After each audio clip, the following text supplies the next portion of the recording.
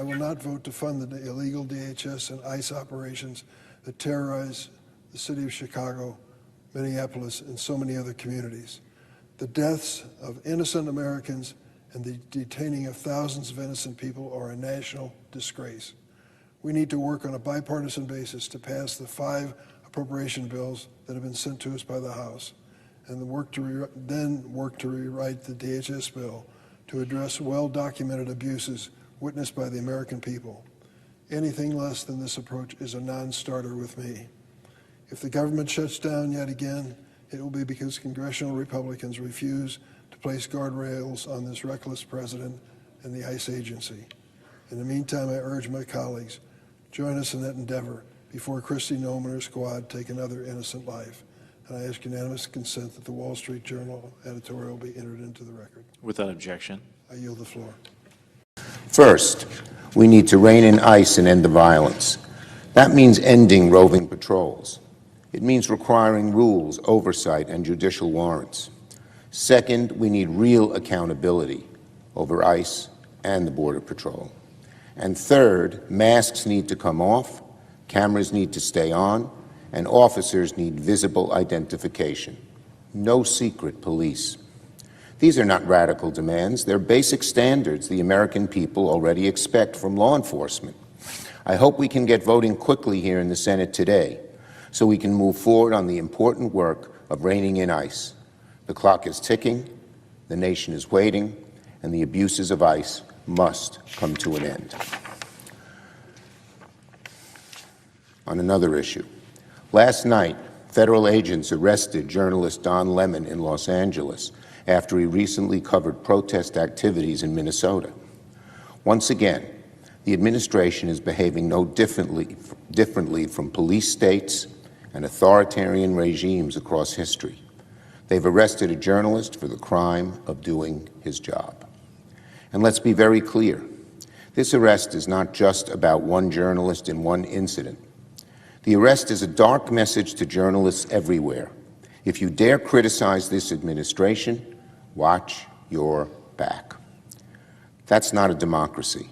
That's a police state. And that is pure authoritarian bile. Democracy will suffer if the government chokes our civil liberties. Under this administration, the Department of Justice has all too often become the Department of Vengeance. Don Lemon should be released at once, and the frivolous charges against him dropped. Now on the Fed. This morning, President Trump announced he's chosen Kevin Warsh to serve as the next chair of the Federal Reserve. This announcement comes as a dark cloud hangs over the Fed. Over the last year, Donald Trump has gone to lengths no president has gone to before to harass, intimidate, and coerce the Fed to serve his own political interests instead of what's good for the United States economy. His administration has pushed frivolous attacks against Lisa Cook. They've pushed bogus accusations and investigations against Federal Reserve Chairman Jerome Powell. These attacks undermine the independence of one of the most important entities in the world economy. So I'd simply say this about Mr. Warsh. Donald Trump is trying to cannibalize the Federal Reserve to eliminate its independence. And Mr. Warsh has an obligation to ensure that does not happen. He must make clear that he would keep the Fed independent and free from Donald Trump's bullying, or else he must not be confirmed. And if Donald Trump won't drop his vendetta against the Fed, weaponizing the Justice Department to go after Powell and Cook, Republicans must not move Mr. Warsh's nomination forward. I yield the floor.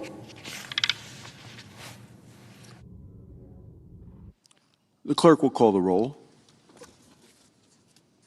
Ms. Alsobrooks.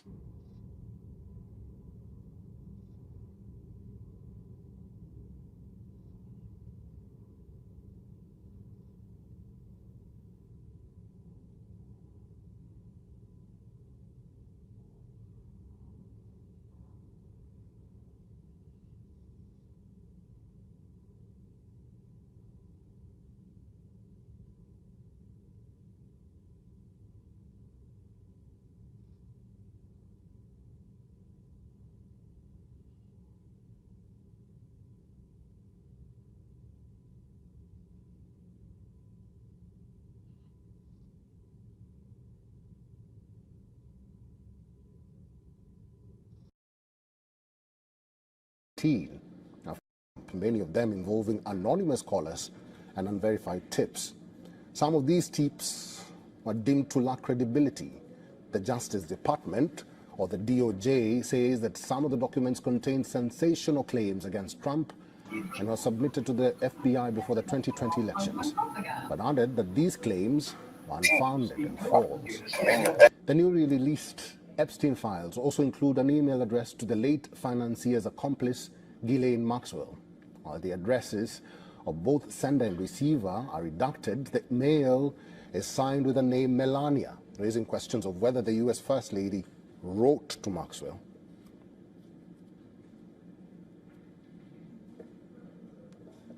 I mean, yes, I can assure that we complied with the statute, we complied with the act, and there is no, we did not protect President Trump, we didn't protect or not protect anybody. I mean, I think that there's a hunger or a thirst for information that I do not think will be satisfied by the review of these documents.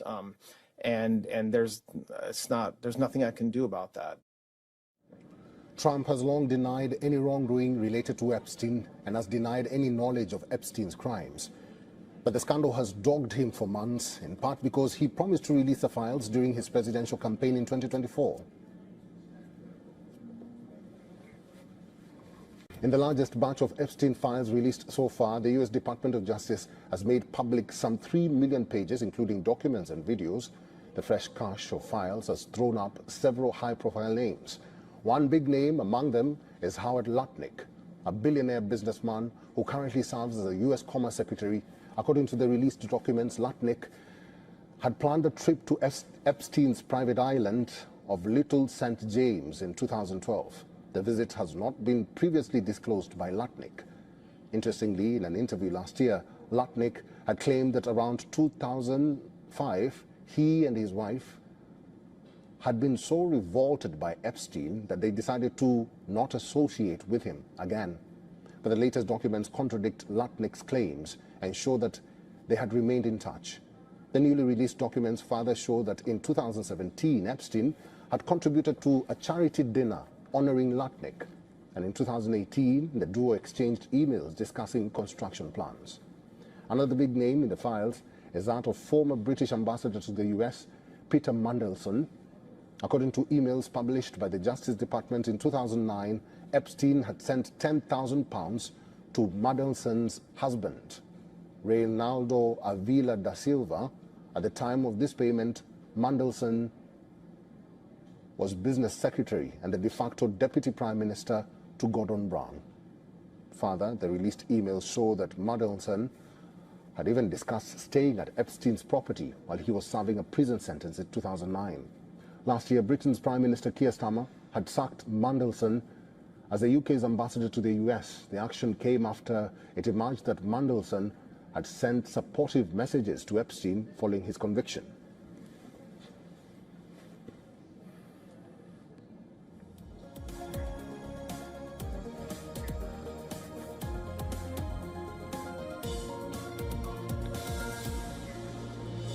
A fresh batch of Jeffrey Epstein files are out after the U.S. Department of Justice released millions of documents related to the late convict or convicted sex offender. On Friday, the Justice Department published a new and final cache of documents under a law that was passed in November last year, mandating the release of all records related to Epstein. Several high-profile names are mentioned in these files. Among them is U.S. President Donald Trump, who was once friends with Epstein before the two had a fallout. His name has come up in previous tranches of the Epstein files as well. The files include FBI-compiled list of sexual assault allegations related to Trump, many of them involving anonymous callers and unverified tips. Some of these tips were deemed to lack credibility. The Justice Department says that some of the documents contain sensational claims against Trump and were submitted to the FBI before the 2020 elections, but added that these claims were unfounded and false.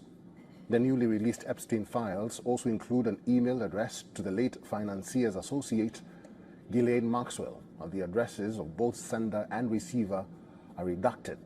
The mail is signed with the name Melania, raising questions if the First Lady wrote to Maxwell.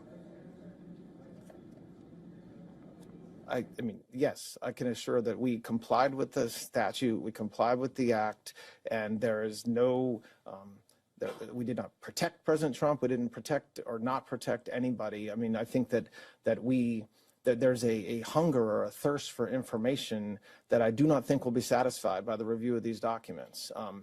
And there's nothing I can do about that. Trump has long denied any wrongdoing related to Epstein and has denied any knowledge of Epstein's crimes. But the scandal has dogged him for months, in part because he promised to release the files during his presidential campaign in 2024. In other news at this hour, the U.S. Justice Department has released 3 million documents, more than 2,000 videos, and 180,000 pictures tied to the Jeffrey Epstein case. Yeah, Chad, that's some wild stuff that's coming out. Let's go over here. Most visible expression of self-government. A people cannot enforce its own laws, cannot meaningfully govern itself. As much as some of my colleagues across the aisle wish it was, immigration law is not some break with long-standing norms. A country that cannot say who belongs cannot remain a country at all for very long. Every serious nation understands this.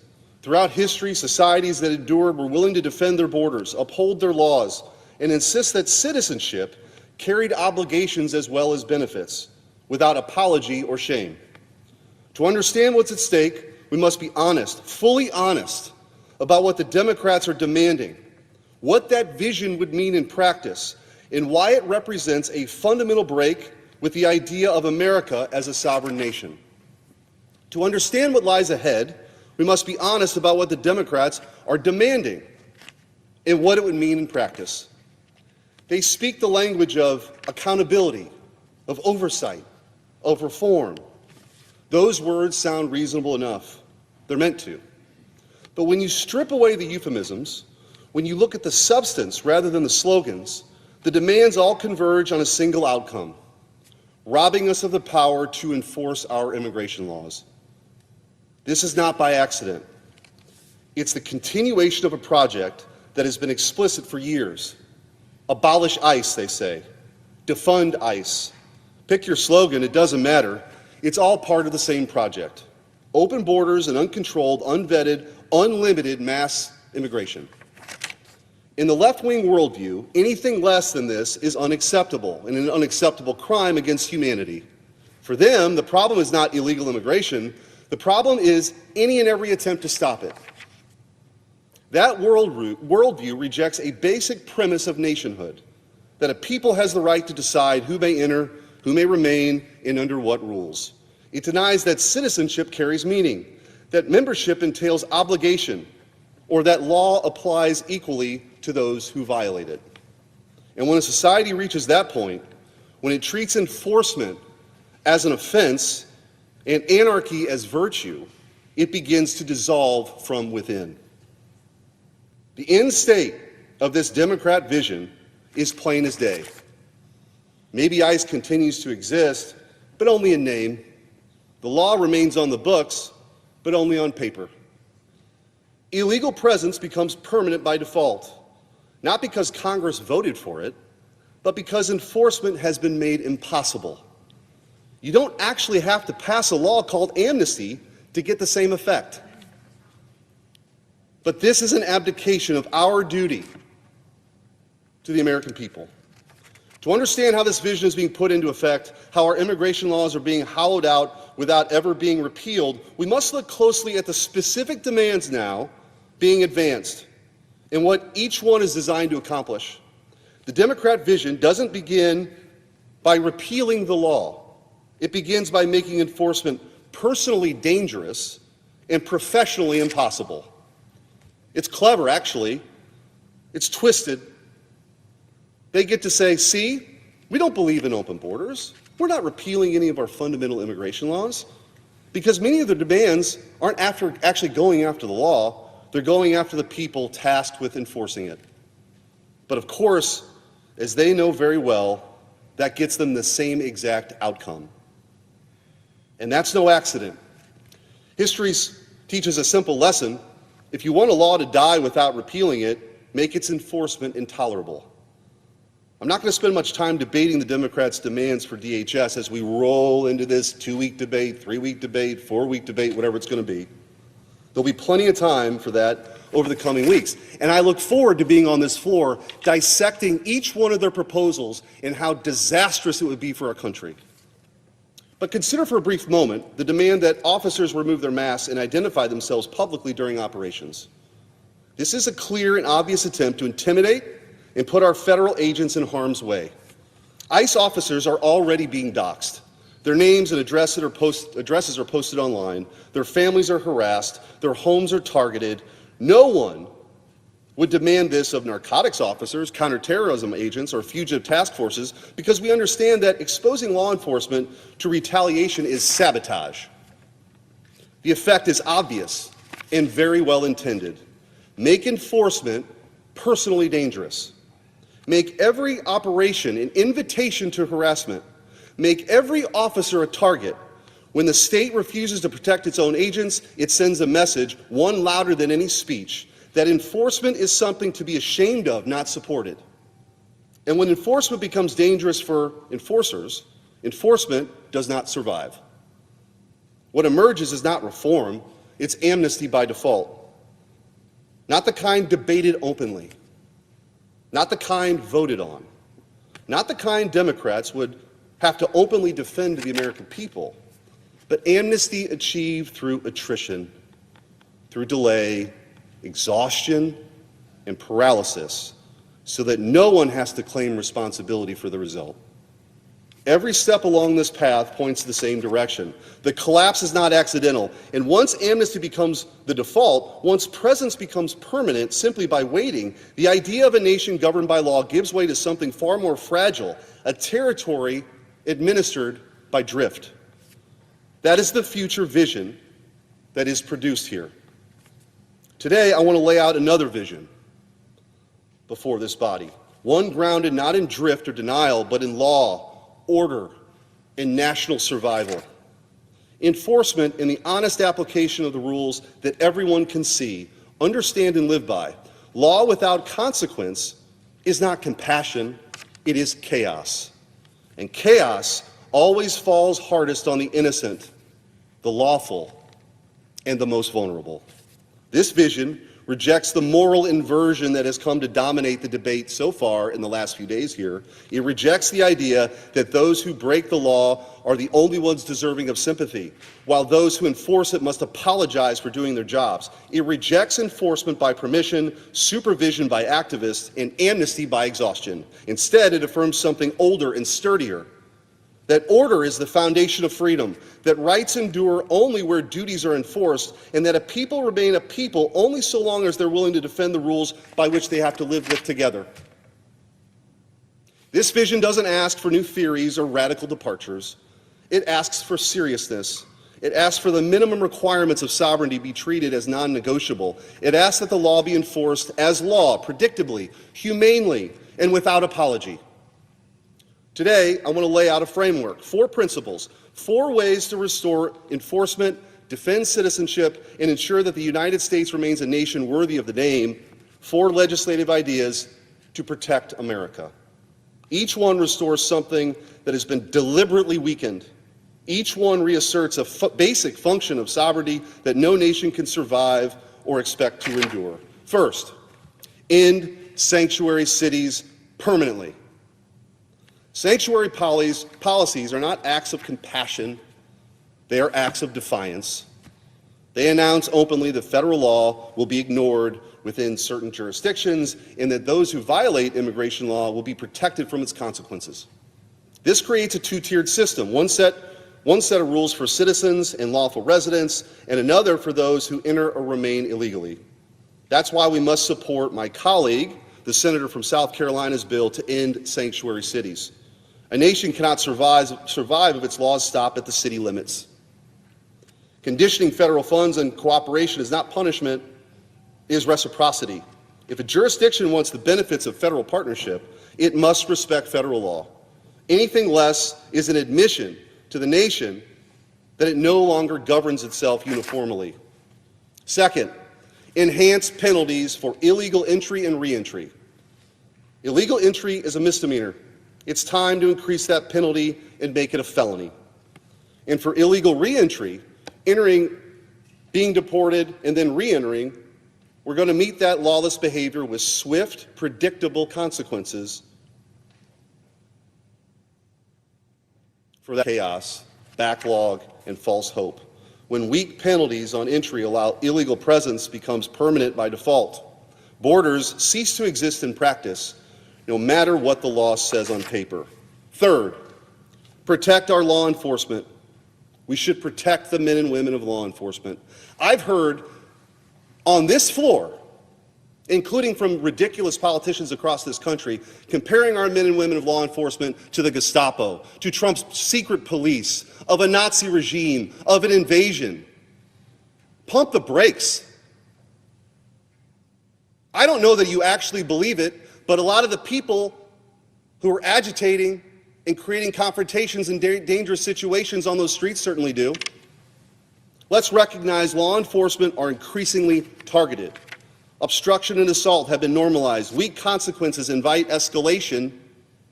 Modern obstruction is sophisticated now.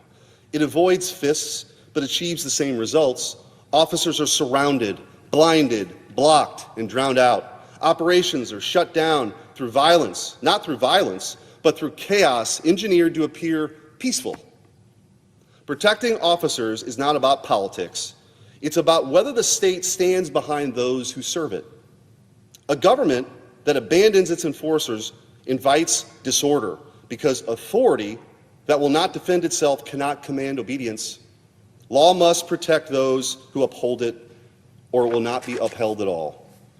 We must pass my Protect and Respect ICE Act that increases federal penalties for assaulting ICE agents. But we must also be serious about interference and escalation tactics that are becoming more common. So fourth, dismantle rogue NGOs.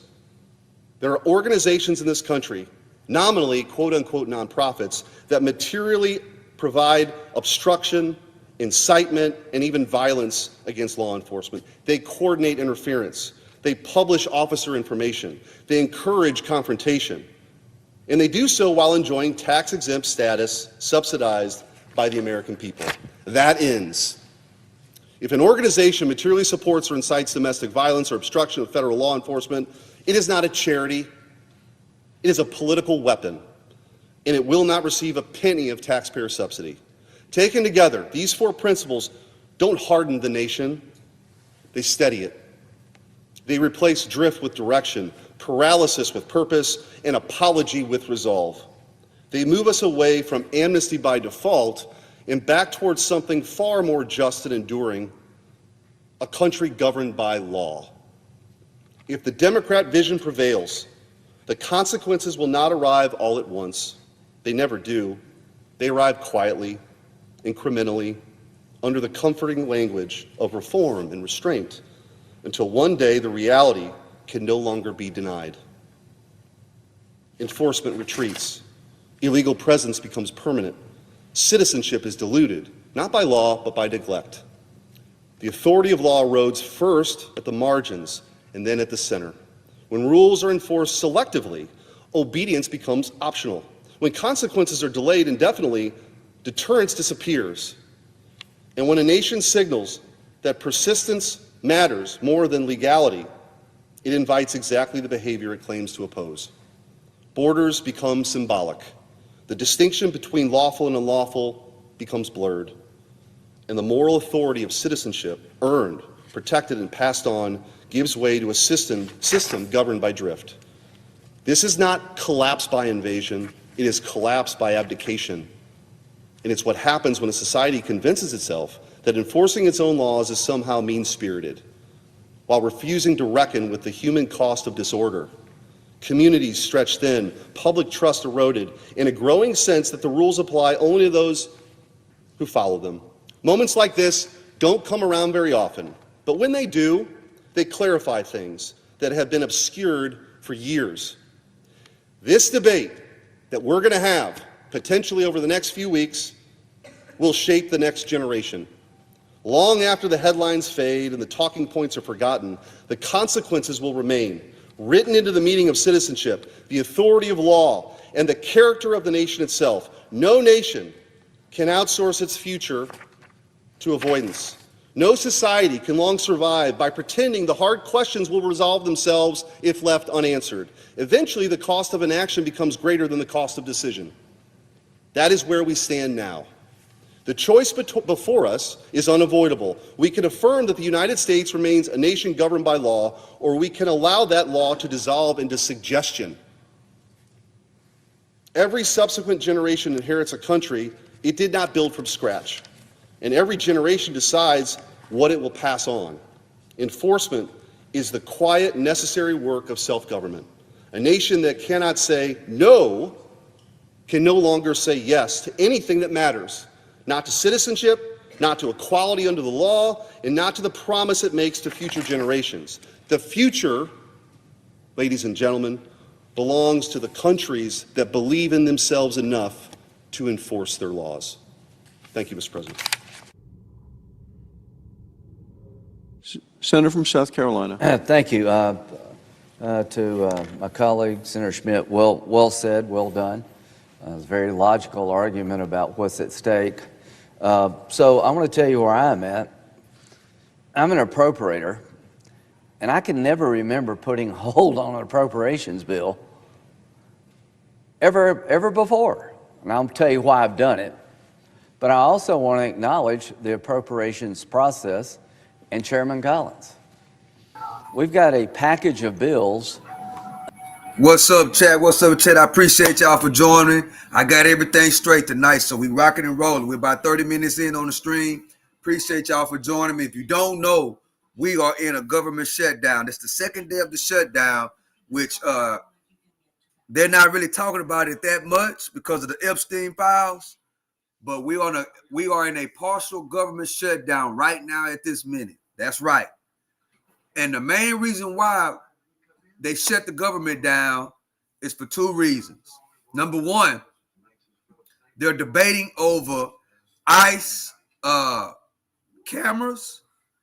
They're debating over ICE body cameras and ICE masks. Because if you don't know, ICE, don't have no cameras and they're wearing masks, so you can't really see who they are. That's what they're debating about right now. On one side, they want the mask off and body cameras. And on the other side, they don't want the mask off and the body cameras. So that's what they're debating back and forth with right now. That is the reason why we in the government shutdown right now. Last time we was in the shutdown because of Obamacare. Well, they straightened all that out, and now it's something else. See, with these people, chat, it's always something, when it comes down to the American people and us, we the people, it's always something. It's always going to be an excuse for them to shut the government down or whatever the case may be. So we're going to keep on listening to this and see if we can get any clarity. But as of right now, the government is in a partial shutdown. We've been on shutdown for 2 days now so far. And it's because now they're going back and forth over the ICE masks and the body cams. So I appreciate y'all for joining me. Hoping y'all having a great Sunday night. Let's keep on going with the show. That are bipartisan. From a fiscal conservative side, they spend less than the CR. To all the people in our conference who demand the appropriations do better, we've delivered, but you've given no acknowledgement. You keep saying stuff that's unrealistic. You push the system in a way that nobody can deliver. Politically, you're dumb as a rock. I'm not going to mention you. You know who you are, but you probably don't if you're that dumb. We're asking sometimes to make points that are not good for the Republican Party or the country. Might be good online, might help you raise a few bucks, but I'm tired of that. Count me out. Senator Collins, You've worked with Democrats and Republicans, and before us is a package of bills that I've all supported. Why am I holding? What happened? What happened in Minnesota has to be addressed. Senator Schmidt laid out the choices. I'm arguing to both parties, we need to do a little soul searching here. The man who was shot, I've seen the video. It needs to be investigated. I'm sure it will. There are things being done on the ICE side that a lot of Americans are uncomfortable with. I get that. To my Democratic colleagues, if you want to try to make it more professional, count me in. If you want to have more accountability, count me in. But your rhetoric, count me out.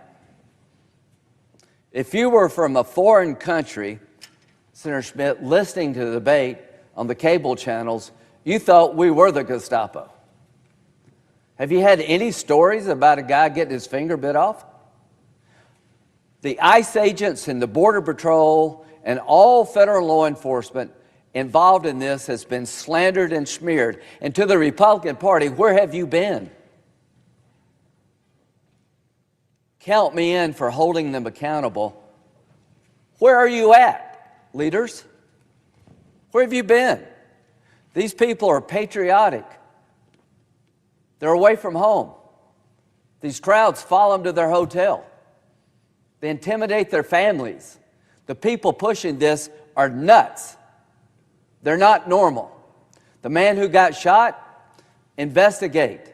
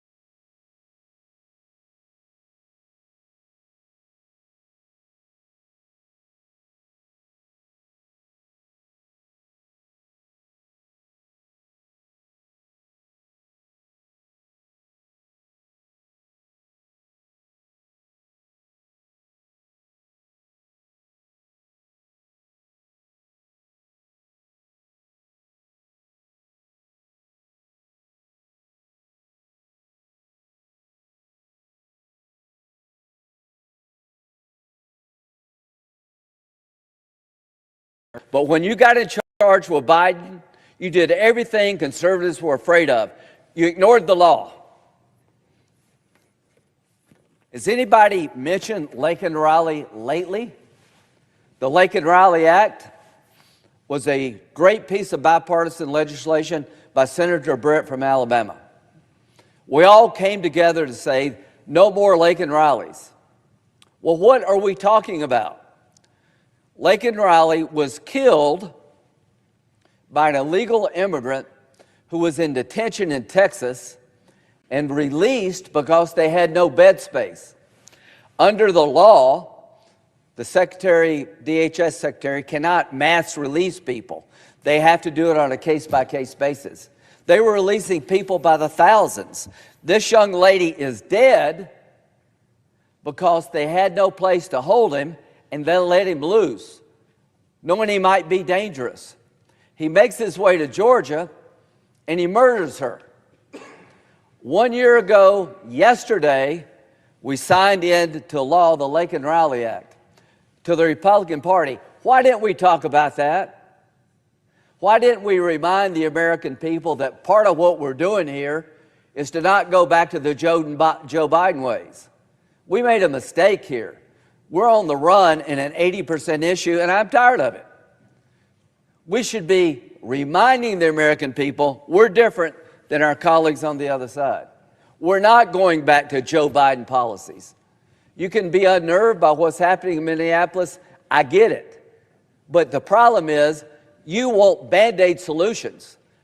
We're going to have a vote on the floor of the United States Senate in 2 weeks as to whether or not we should criminalize the act of local and state officials who willfully disobey laws on the books because it's good politics for them. If we could go back in time, we probably should have put George Wallace in jail for defying civil rights. These laws were on the books long before Trump. What is the right answer when a state or a mayor says, I don't like this federal law, I'm not going to do it because it's good politics for me? I think you risk going to jail. We cannot live in a country this way, where you get to pick and choose the laws you don't like. You can't have 50 state immigration policy. Sanctuary city policy is killing this country. To the 12 states that are doing this, stop. How are you ever going to fix illegal immigration if there are pockets of the country that if an illegal immigrant can get there, they're home free? That's what Senator Schmidt was saying. If you want to reform ICE, count me in. But if you don't get to the root cause of the problem, then you're really not serious about solving it. I will not lift my hold on this bill until I get guaranteed a vote on my legislation that would criminalize the conduct going forward. And what conduct am I talking about? State and local officials openly defying federal law that's been on the books for decades, incentivizing more illegal immigration, massive taxpayer ripoff, and a breakdown of law and order. To these 12 states, you're screwing it up for the rest of us. You need to change your policies and comply with the law that's been on the books for decades, and there should be a punishment. To me, what you're doing is you're inciting chaos. You're putting people's lives at risk. You literally should go to jail if you will not enforce the law, abide by the law. What a novel concept. You break the law, you go to jail. Except you're an elected official, I guess. We have an exception. If you're doing what liberals like, then you actually can break the law. No, you can't. I want to vote on it. And if you got a better idea, count me in. That's my idea. If you can think of a better idea, let me know. If you got ideas about reforming ICE to make it more professional, count me in. But what we will not do in 2 weeks. Dude, where's my curve? How are blacks at fault for Somali? Explain that to me. Dude, where's my curve? How are black Americans at fault that the Somalians are coming over here illegal? Let me know, dude, where's my curve? I gotta hear your thoughts. I can't wait till I start dropping the link, chat. That's also, on the table. I'm gonna start dropping the link so we can come up and have a conversation. That's something I've never done on this channel, but I think I'm gonna start dropping the link. This is the guy who betrayed his friend John McCain okay. Bro, can't even read. Okay, you want to, all right, don't just answer the question. How are blacks at fault? Dude, where's my curve?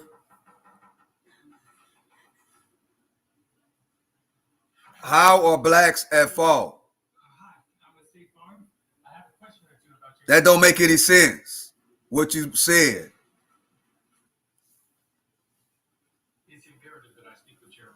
That absolutely don't make any sense. Weeks is leave unaddressed the root cause of the problem. And that is 4 years of the Biden administration, 11 million people coming to the country, only God knows why they're here and where they're from, and the chaos they have created.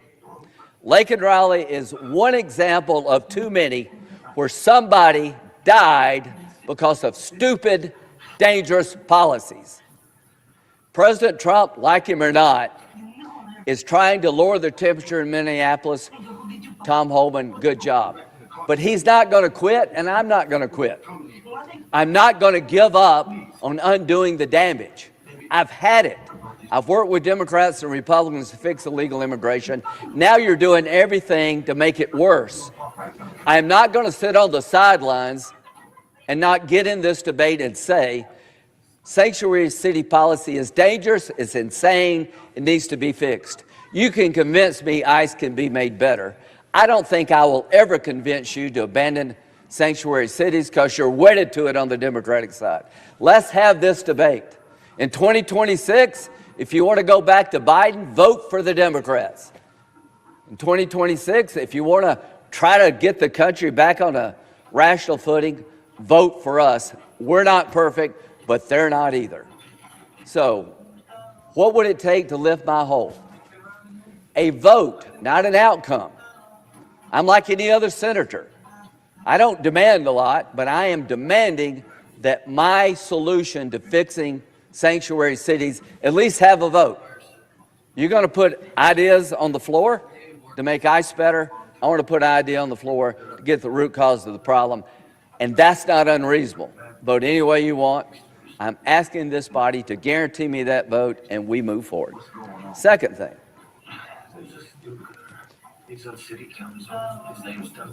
What happened with Jack Smith? Here's what happened to me. I didn't know, but now I know. They literally started asking the phone company about my phone calls professionally and personally during a period of time when I was chairman of the Judiciary Committee by subpoena. No one's ever suggested I broke the law. This actually really bothers me. If I were a Democrat, I would be bothered too. The original Arctic frost provision was signed off by Leader Schumer and Thune, Senator Thune, and it was seen as to have an ethical problem. Not my intent. I fixed it. I changed the language so it would comply. No enrichment by me or anybody else. But I'm not going to give up on the idea that we should abandon holding Jack Smith accountable. The House, you took the Arctic frost language of the Senate and took it all out. You could have called me about the 500,000. I'd be glad to work with you. You jammed me. Speaker Johnson, I won't forget this. I got a lot of good friends in the House. If you think I'm going to give up on this, you really don't know me. So how about this idea to my House colleagues? Why don't we expand a private cause of action to the 430 Republican groups that may have been abused by Jack Smith? Nothing to do with me. You took the provision and you gutted it. You took the notification provision out, telling senators or congressmen they're asking for your phone records when you're not under criminal investigation and you should know. Senator Peters and I are this close to finding a bipartisan solution to protect the body in the future. It's Republicans today, it could be Democrats tomorrow. We should all want to be notified as senators in a separate branch of government. The executive branch is looking for our phone records unless we're charged or investigating a crime. That's just common sense. They took that out. There was a stampede in the House. Everybody says, well, it passed unanimously in the House. I could care less. What you did, I think, was wrong. You overreacted. We'll fix the 500,000. Count me in. But you took the notification out. I'm not going to give up on that. I'm demanding a vote on the floor of the United States Senate to an amendment that requires notification to a member of Congress if their phone records are being looked at by the executive branch unless they're under criminal investigation. That's a fishing expedition. We should all be against that. I'm going to demand a vote on the floor that groups, not members of Congress, who may have been harmed by Jack Smith have a private cause of action. Charlie Kirk's Turning Point USA, the Republican National Committee, the Conservative Partnership Institute, the American First Policy Institute, Save America PAC, My Pillow, 430 Republican-aligned groups and individuals, 197 subpoenas against these groups and what they were doing. To the House, if you expect me to deny these people a chance to have their day in court against Jack Smith, you're talking to the wrong guy. I'm urging the Speaker, give these people and anybody else we find, 430 groups, a chance to hold Jack Smith accountable in court. Nothing to do with me.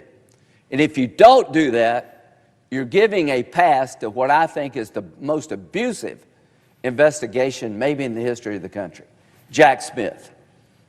Within 3 days of President Trump announcing I'm going to run again, they have a special counsel, and within 6 months, they got 90 felony charges in the most liberal districts in the country. I believe it was a coordinated effort to make Trump unelectable. I believe it was lawfare, and I'm going to pursue my beliefs. As to me, what have I done to justify this? He says he can defend what he did to me. Great. Get a good lawyer. See you in court. What did I do wrong? I'm the chairman of the Judiciary Committee. I'm asking questions. When it came to January the 6th, I think I was more the solution than the problem. I took this floor and say, enough. I don't think the election was stolen. There may have been some abuses, but I'm done. And what happens? I find out during all this time, they're looking at me for being involved in a plot to steal the election when I'm the biggest advocate. Enough. You actually use my name to Verizon. See you in court. To the government. Donald Trump is suing the IRS for $10 billion because somebody at the IRS may have leaked his records. You should sue. If our government can't be sued by people, only by people not in it, then people like us are wolves or lambs to the slaughter.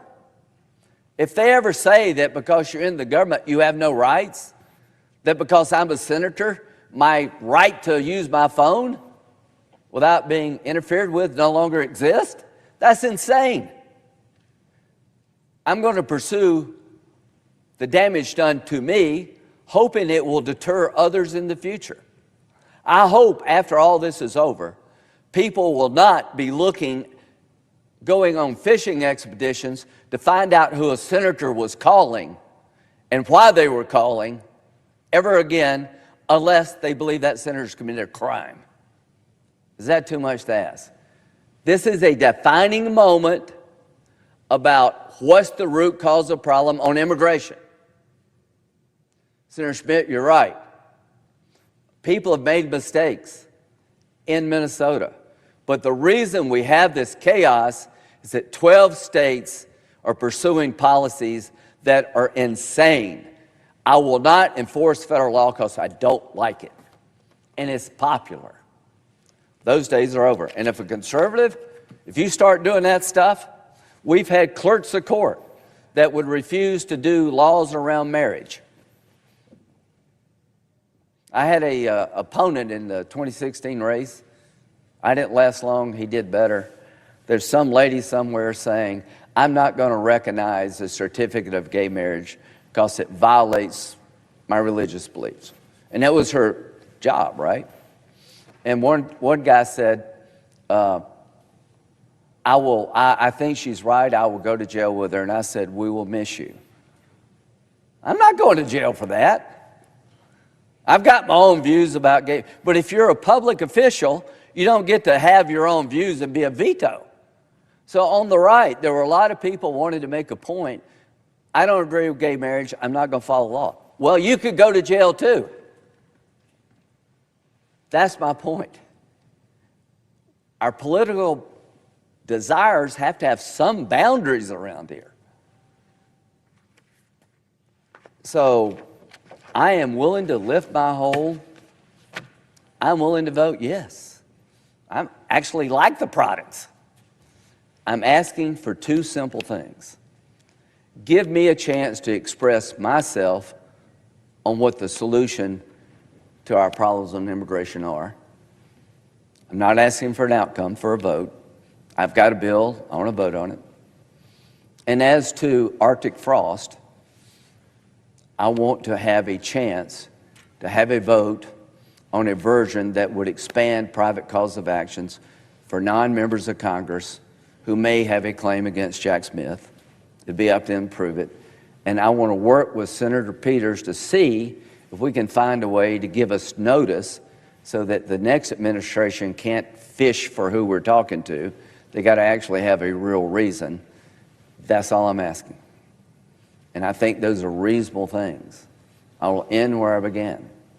To the appropriations process, it's a miracle we've done it the way we've done it. It's actually what we've been hoping for. Everybody who's been complaining in our conference, let's get back to regular order. Well, when we try to get back to regular order, they won't let us. Let's do less spending. We checked that block. Well, that's not enough. We actually have, Senator Tillis, appropriations below CRs. And like all of a sudden, we're still the bad guys.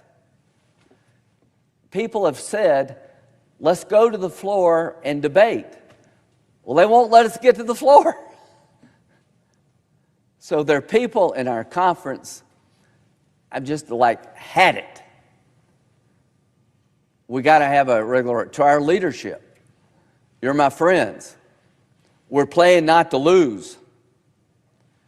They, on the other side, have the courage of their convictions. They're coming out here with 21 things that we should do to stop abuses in Minneapolis. We're just sitting around looking at each other, worried. Hold the people accountable in ICE who may have broken the law. But stand up for those in the field trying to protect America and have the courage to say, it's not about Kristi Noem, whether you like her or not. It's not about Stephen Miller, whether you like him or not. It's a deeper, bigger problem. And that's a debate worthy of a great country. So to my Republican colleagues, we need to up our game. I'm not asking you to do things that I think are unachievable. Have a vote. If we lose, we lose. But I am frustrated, and there are a lot of people out there frustrated, that the moment is not being met. I think it's time to reevaluate. To my Democratic friends, you think you got the upper hand? You may for the moment, but what you're asking for is really too much. And part of your problem is you haven't really acknowledged the Laken Rileys of the world and all the people have had their lives upended. That's not balance. You're probably right about ICE reform, but none of you, no protesters, nobody up in arms about this young lady being murdered and thousands other like her. So in 2 weeks, we're going to have a debate. I'll lift my holes. All I ask is to have a voice in that debate. Down the road, all I ask for is to give access to people I think were harmed by Jack Smith. They'll have to prove their case, nothing to do with me, and protect the body against fishing expeditions. That's what I'm asking. I hope we can get there, and I'll end where I began. It's not about the appropriations process. I actually think we've done a damn good job beyond what I ever expected. Now, the Arctic Frost Amendment, nobody talked to me. I talked to Senator Collins. We'll get that right. Final thought, I told Senator Thune. What does it matter if a single senator says the entire House is wrong? We should respect that senator and let them have their say. I've been told the White House doesn't like this. And I told the White House last night, I don't care if you like it or not. I literally texted my friends at the White House. If I were you, I would not call me tonight. They didn't call me. I don't work for the White House. They're my political allies. I'm close to President Trump. I don't work for him. I don't work for the House. I've been in the House. I enjoyed it. I like this better. Why do I like the Senate better? Because one person has a say. So when I heard that, well, the House passed it, I think they made a mistake. I think they went too far. The 500,000 thing, let's fix. But you took it all out because it's a rush to judgment, political stampede. So don't ever come to me ever again and say you're just one voice. That's not a good reason to not let me know what's going on or to deny me a chance to have that voice. To every senator in this body, when they started this stuff a long time ago, 250 years ago, they made you special. There's things that we can do that nobody in the government can do as a single senator. I am not giving that right away to any friend or foe in the White House. I'm not letting the House take that right away from me. I'm not letting the leadership take that right away from me. And you know why you should sort of be in my camp, it could be you tomorrow. Senator Tillis, you've done some things by yourself that you thought were right. We need more of that, and I'll listen to that. Senator Collins, you got ripped by the president and took it in a way that I think people of Maine should be proud of. I don't know what was said, but it was reported as pretty tough. And you stood your ground. And I don't agree with you about the vote, but I know with Susan Collins, here's what I get. She'll listen, she'll make her mind up. And if you think you're going to change Susan Collins by a phone call, you really don't know her very well. She does it with a smile, problem solving. There's not enough of it. So this is a time for all of us to reflect. I never do this. I never hold things. I never say, I got to have my vote or else. I'm doing it now because I think it will reset. I think it will reset the debate. I think it would be good for my party to up our game. I think it would be good for the Democrats to have a challenge on their hands. I do. Thank you, Senator. You and I were talking last night. You mentioned you closed with resetting the debate. I think that's so important right now because we're talking about appropriations bills, which is fine, and I've fully supported that, and the chairwoman's done a great job. But what we're also hearing now, the Democrats have now moved to, they want a policy debate and policy changes on appropriations bills. But by the way, I thought we weren't supposed to do in this place, but that's what they want to do, whether it's in 2 weeks or 4 weeks or whatever we come up with on this potential CR for DHS. And I think it's very important for us to remind the country how we got here. This didn't start this weekend in Minneapolis. It didn't start last year when President Trump came into office. It started in January of 2021 when Joe Biden led 15 million people in here illegally and fought every single attempt to stop it. And what we discovered was that laws don't really mean anything if they're not enforced. And we have a president now who ran on the central platform of enforcing our immigration laws and deporting people here illegally. That the American people, I hear a lot of, we're preserving democracy. Well, if democracy means anything to you, it means that when the American people saw what happened and they sent this guy back here to clean up the mess, that maybe we ought to respect that for a year and a half. But they don't want to do it. So we're going to have this debate, right? So the reason why I laid out the 4 ideas is I want to make very clear to my Democrat colleagues, this is a home game for us. You want the debate on immigration? Bring it on. And we can be out here every single day for 2 weeks or 4 weeks, every single hour, because the American people are fed up with this. And I know you believe that too. Yeah, thank you. Is that a question? It is. Okay. That was a question mark at the end. I know you believe that The too. answer is yes. I know you believe that too. Yeah, I do believe it too. I hadn't slept in a while, but it's just normally not me. Senator Collins, I talked before. If we do this, if we can't get appropriations through until we solve a policy debate, we're never going to appropriate again. Today it's immigration. Tomorrow it could be abortion. The next day it could be regulatory reform. Senator Collins is very worried that policy debates need to be done in authorizing committees. To my authorizer committees, what have you done lately?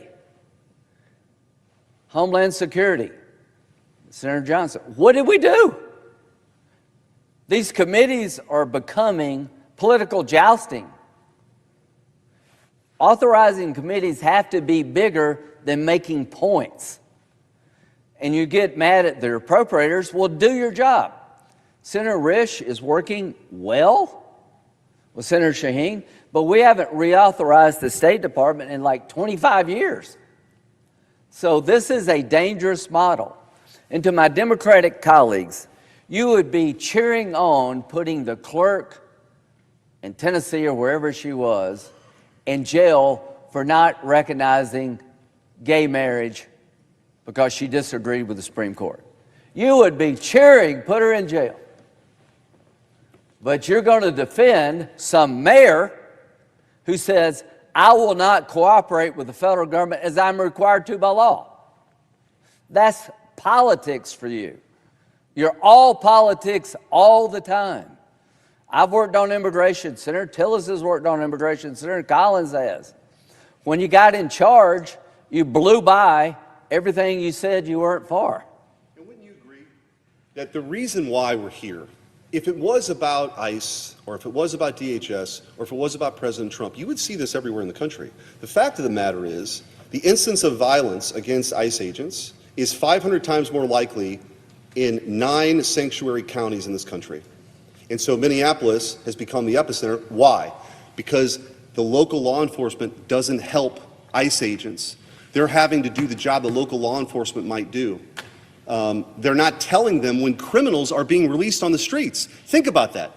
If the American people knew that murderers and rapists and child molesters who were illegal immigrants, that we're not going to tell federal law enforcement about it because you want everybody to stay here indefinitely, that's insane. And that's why it's dangerous. Well, it's dangerous. Well, let me end on this. I made my point, I hope. Laken Riley is murdered, dead today, because immigration policy was constructed to the point they had too many people, not enough beds, and they let the man go. He was released because of lack of detention space, not because of some merit under the law. She is dead. A year ago today, we signed the law. There are a bunch of cases like Laken Riley, rape, murdered, dead. There's two sides to this debate. I get what you're saying about ICE going too far. I am with Senator Schmidt. God bless these people for willing to do it. The ones that did it wrong, hold them accountable. I am passionate about cleaning up this mess. It was a mess that needs to be cleaned up. President Trump's adjusting with Holman, but I'm not going to give up on the idea that the root cause of the problem is not Trump. It's not Miller. It's not Nome, all the people you hate. The root cause of the problem is that you've instilled into your base it's okay to defy law when you like it. 12 states are ignoring federal law because it's good politics for those governors and those mayors. Like the clerk, you don't have the ability to override a law, Supreme Court case, because you don't like it.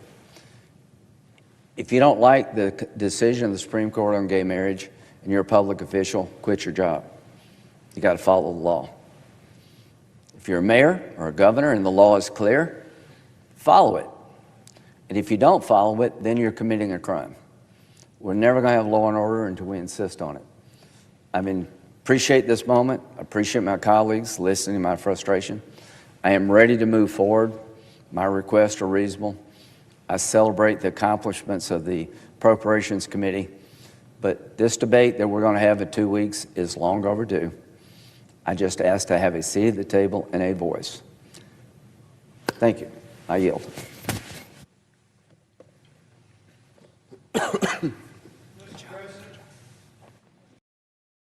Valid points made here today.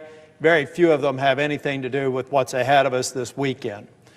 To try and explain where we are here is that Senator Collins has done an extraordinary job with her hand on the rudder of getting 5 appropriations bills that are ready to go to the president's desk. We have an agreement that was between the president and the Democrats before us. The Homeland Security bill has had to be severed for a variety of reasons, and I'll get to that too. And we're trying to address that through a continuing resolution. We're trying to decide if that's 2 weeks, 4 weeks, or 6 weeks. That continuing resolution, incidentally, because of the way we fund the government here, would actually provide more money during the CR than we have in the underlying appropriation that we hope to pass someday. But Mr. President, the reason why we're not moving forward today doesn't have anything to do with the Democrats. It has to do with a handful of Republicans who are refusing to let us move forward. And the fact of the matter is, the reason why we had one of the longest, we set a record, the longest shutdown in U.S. history is because some of my colleagues decided to hold up for about 35 or 37 days before we finally came to an agreement. I think we just got to be truthful to the American people. I'm not going to try and outwit. And if you don't know, chat, We're in another shutdown right now. This is the second day of the shutdown. So we're on another shutdown right now, Chad. The eloquence and the expertise of two accomplished prosecutors. I'm just kind of trying to make it real for people that may be watching. We're going to shut down the government because some Republicans refuse to take the win, refuse to take a negotiated agreement that the president agrees with. President Donald J. Trump agrees with what we can do to avoid a government shutdown. So it just seems silly to me when you parse through all that stuff, sort of like when I'm getting hammered by my wife for all the dumb things I did. Yeah, she was right to be mad at me for the last dumb thing I did, but I thought we'd finish those other arguments. Now we're bringing all that stuff back in. And I love you, Susan. But I mean, let's just lower, when we're talking about lowering the temperature, let's lower the temperature in this chamber and recognize that if we have a shutdown, we own it. Republicans own it. You can say whatever you want to, but it's materially untrue. We have 5 appropriations bills that could fund the majority of the government and not put it into shutdown just by lifting these holds and living to fight for the issues that I agree with when we finally get on the Homeland Security bill.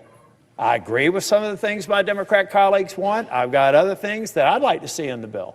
But I don't know why I would hold this up when that real debate is on that bill. Now, to Senator Graham, my neighbor to the south from South Carolina. I'm from North Carolina. I get his frustration with the Jack Smith investigation. It was horrible. He should, I don't know the legal processes, but he should probably be held accountable for prosecutorial misconduct. There are various ways that you can go after Jack Smith if that's really what you're wanting to do. If they did these sorts of surveillance or phone tapping, whatever they did, go after them. Whether or not we should have a $500,000 award for a member who got targeted, I don't want that because that's actually your money.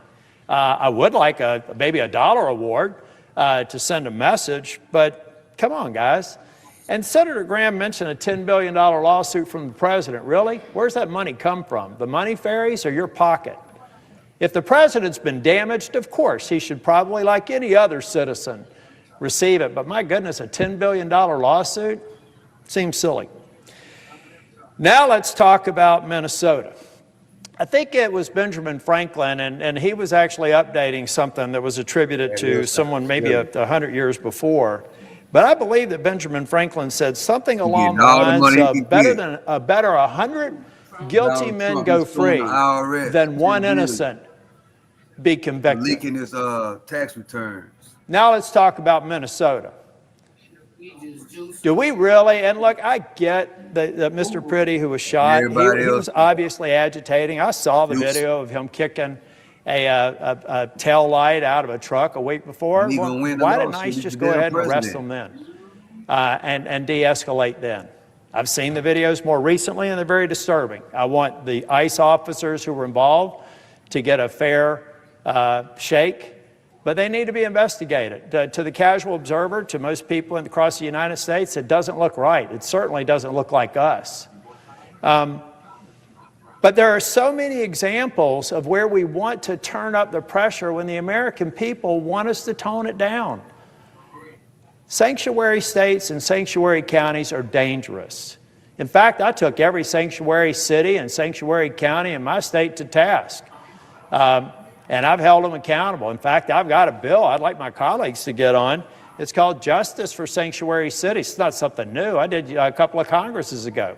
Simply says if a governmental entity has a sanctuary policy, they don't cooperate with federal law enforcement, they release someone who does harm to somebody else, they should have a private right of action and sue that city or town, right? Shouldn't be a problem because the city or town or the state said these are just innocent people.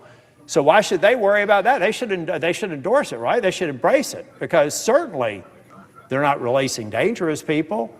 And the private right of action would only occur if they did. So it's, why don't we start talking about these common sense sorts of ways to lower the temperature, hold people accountable when they're harming ICE agents, and hold ICE agents accountable if they reacted in a way that's not consistent with their law enforcement training. If we do that, I think that the American people will appreciate it. But back on the underlying reason why I'm here today, I think it's wrong for us to shut down the government to make a point. If all you're asking for is a vote, and people need to understand that the Democrats, they have held their members back from offering like amendments. that and see how We would be able, if we got on this bill, we may have to defend some amendments, but we would be able to move on because that was a part of the agreement.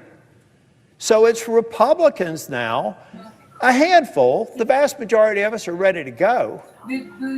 Republicans now are wanting to get a vote just to make a point. They've already said, I just want a vote. I know it will probably fail. I don't remember what.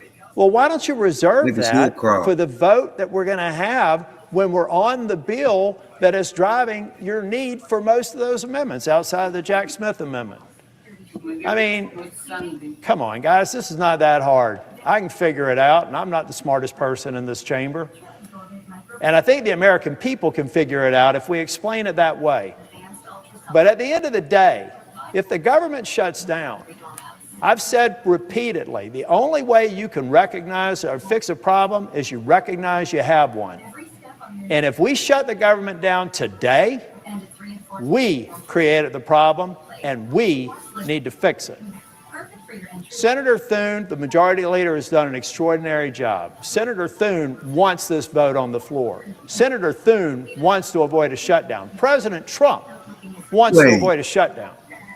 But you are letting Senator Graham's on the street. One senator has a lot of power. On the train. And if you use it judiciously, you can be productive and make a difference. They let the dude But if go. you use it in the heat of the moment, you can make a point that not a damn person's going to remember a month later. Remember that stabbing on the Thank train? you, Mr. President.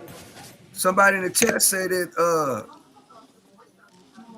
The senator from Virginia. Mr. President, thank you so much. I rise to follow my colleague from North Carolina and with Senator Collins, the senator from Maine, on the floor. I hope also to be voting today and hopefully soon on behalf of the bill that is pending before us that would advance 5 completed appropriations bills that are very solid bills. To my point of view, none of us ever think these bills are perfect. There are always things in them we wish weren't and other things that we wish had been in them that aren't. But I think these are very solid bills. And I think it's time, not just because of the shutdown, it's time to advance these bills to the president's desk. And I appreciate that colleagues are recognizing that what we need to do is advance those bills and then focus in a very intense, high-stakes way on what I believe is the need for dramatic reforms of DHS and its agencies. And we all know the controversies and we all know some things that need to be done, and we'll see if we can reach an agreement. The idea in this proposal is to take 2 weeks to see if we can find it. If we find sufficient reforms, you'll have votes like mine. If we do not find sufficient reforms, that my vote will not go for the ultimate bill. But in 2 weeks, we'll be able to know whether we can provide significant. What's up, chat? What's up, chat? I'm going to read a few of these comments.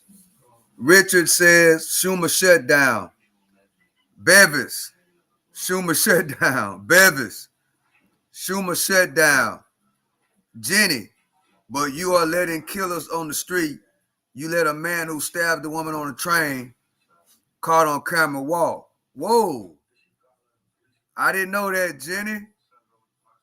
So that guy that stabbed that little lady on the train, the killer is out? I didn't know that.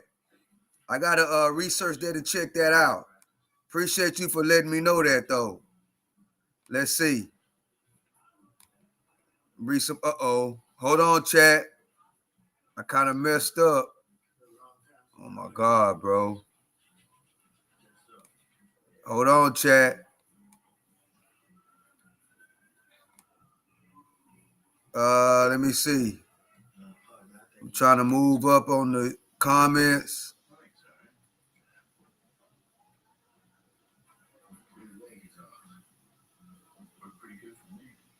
Sanctuary cities are a thing of the past now, Bevis. toy. I was fined $200 because my grass was high. But protesters can't interfere with the law, and the mayor and the governor praised them. Right.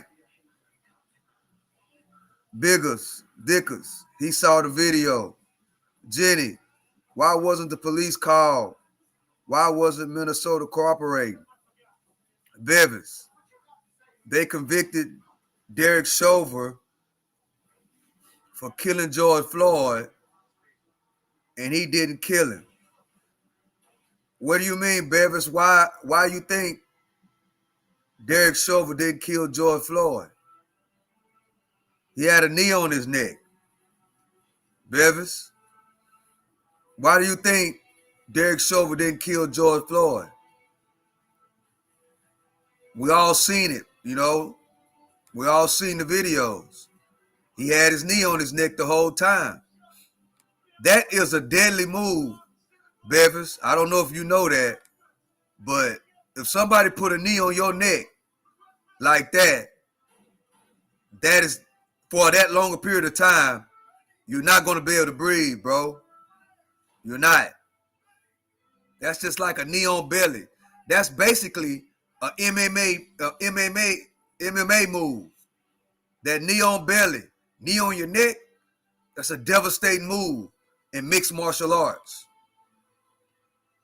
So yes, that knee on your neck can absolutely take you out.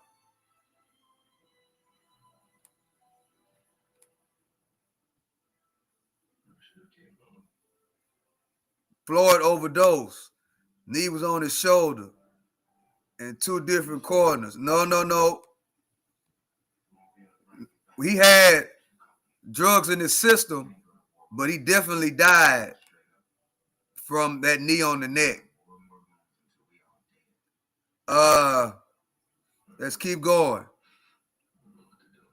Criminals.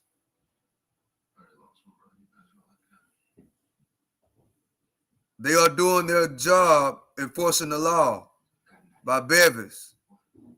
Biggers Dickers, riding like January 9th when 140 cops were injured by Trump supporters. ICE needs to be held accountable for what they do. Democrats are liars. The Dems are lying shitbags. They have TDS so bad that they would rather hurt America than admit Trump is bringing America back. Pedophile protection program. They aren't protesting, they are rioting. Arrest the president. No such thing as illegal protesting. Trying to force Trump to bail out. I saw a couple thousand illegal protesting, but there were 1 million not protesting. Come out, Lindsay. Double tap the screen. That's right, chat. If you're just not joining, double tap the screen and subscribe to the channel. That's right. Let's go back down to the bottom. They had to convict or the town would burn, which is burnt anyway.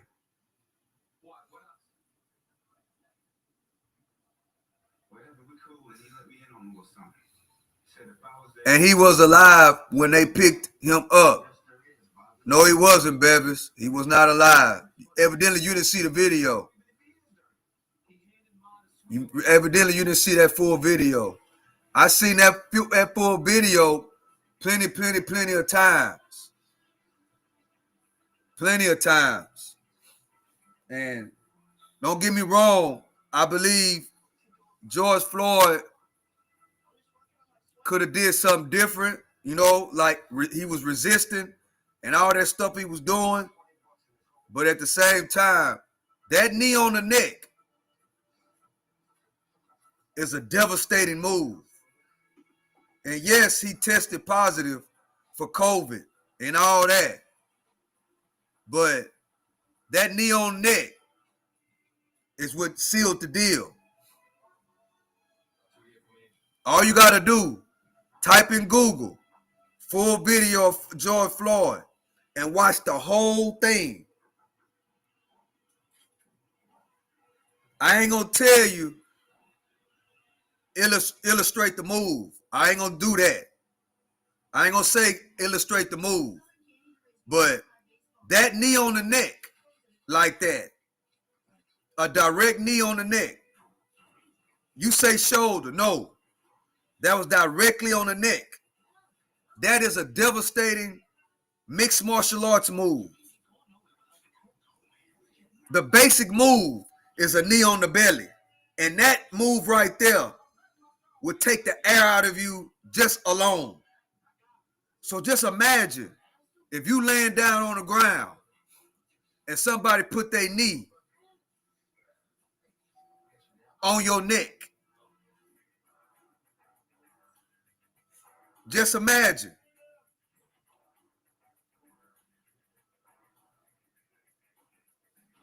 Just imagine.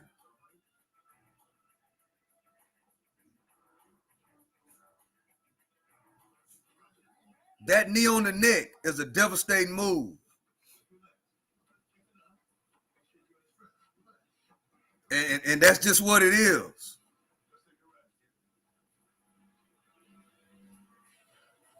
A cop is not supposed to do nobody like that anyway.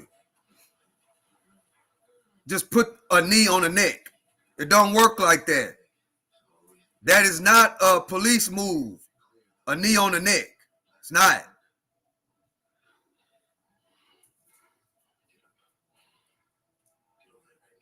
That knee move is in their training when it comes to knee to the belly, but not a knee on the neck. That's not in their training. Nope. A knee on the neck is not in police training. A knee on the belly, yes, but not a knee on the neck. A knee on the neck is a deadly move.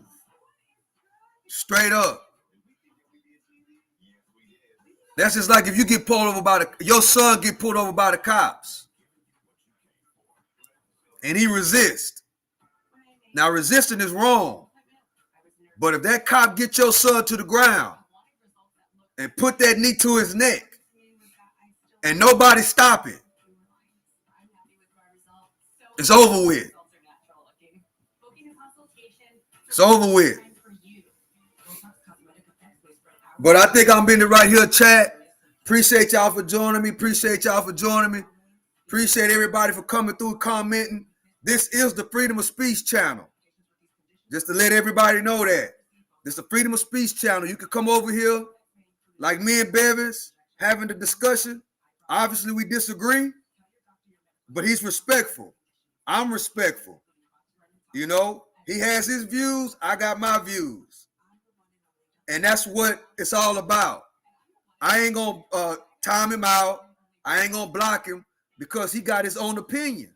And I got my own opinion. That's what being American is all about. And I love and I appreciate every last one of y'all for coming over here and supporting the channel and coming over here and kicking it with me. I hope y'all enjoyed the show. Hope everybody have a great night. I appreciate y'all for joining me. Trump ordered Charlie Kirk's assassination.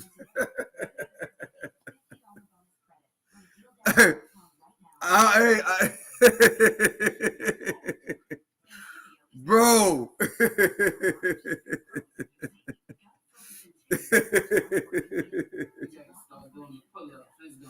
But what I'm gonna do, chat, I'm gonna start dropping the link so we can pull some people up and we can have a conversation.